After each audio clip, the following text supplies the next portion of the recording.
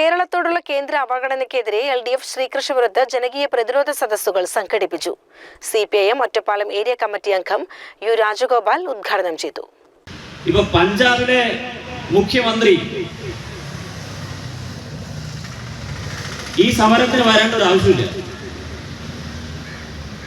യഥാർത്ഥത്തിൽ ഇന്ത്യയിലെ സമ്പന്ന സംസ്ഥാനങ്ങളിൽ പ്രധാനപ്പെട്ട സംസ്ഥാനമാണ് പഞ്ചാബ്. സമ്പന്നമായ ഒരു സംസ്ഥാനമാണെങ്കിലും പഞ്ചാബിന്റെ ഏറ്റവും പ്രധാനപ്പെട്ട മുഖമുദ്ര എന്ന് പറയുന്നത് കൃഷിയാണ്. ആ കൃഷിയെ മുഴുവൻ കോർപ്പറേറ്റ് വൽക്കരിക്കാൻ വേണ്ടി നടത്തുന്ന ശ്രമത്തിനെതിരെയാണ് അവരുടെ പ്രതിഷേധം. പഞ്ചാബിലെ കൃഷിക്കാർക്ക് കിട്ടേണ്ട ന്യായമായ വീതം നിഷേധിക്കുന്നതിനെതിരെയാണ് സമരം. അല്ലാണ്ട് ദൈനംദിന ഭരണം നടത്തിക്കൊണ്ടുപോകാൻ പണമില്ലാത്തത് കൊണ്ടല്ല പഞ്ചാബ് ഈ സമരത്തിന് ഐക്യദാർഢ്യം പ്രഖ്യാപിച്ചത്. ആര് മുൻകൈയെടുക്കും എന്നതായിരുന്നു പ്രശ്നം. നമുക്ക് മുൻകൈയെടുക്കാൻ എന്താ പ്രശ്നം?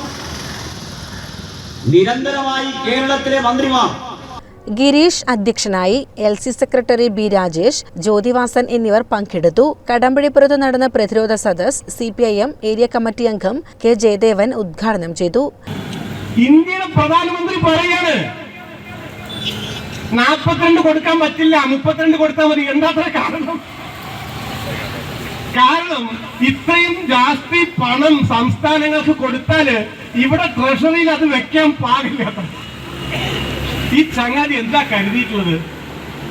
ഞാൻ പറഞ്ഞില്ല, ഇങ്ങനത്തെ ഒരു യോഗത്തില് ഈ മട്ടിൽ ചിരിക്കാൻ പാടുള്ളതല്ല. പക്ഷെ എനിക്കത് ആലോചിച്ചിട്ട് നിൽക്കണില്ല. അതിലൊരു ഒരു ഒരു എന്താ ഹ്യൂമർ. ഇയാൾ വിചാരിച്ചിട്ടുള്ള എന്താണെന്നറിയോ? ഈ ട്രഷറി എന്ന് പറഞ്ഞിട്ട് ഇങ്ങനെ എന്തോ ഒരു റൂമുണ്ട്, അതിലിങ്ങനെ പൈസ അട്ടി ആയിട്ട് ഇട്ടിരിക്കാന്നല്ലേ ഈ വിദ്യാസുരൻ കരുതിയിട്ടുള്ളത്.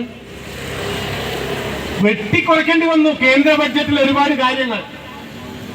എന്റെ ചോദ്യം ഇതാണ്, നമ്മൾ അറിഞ്ഞോ?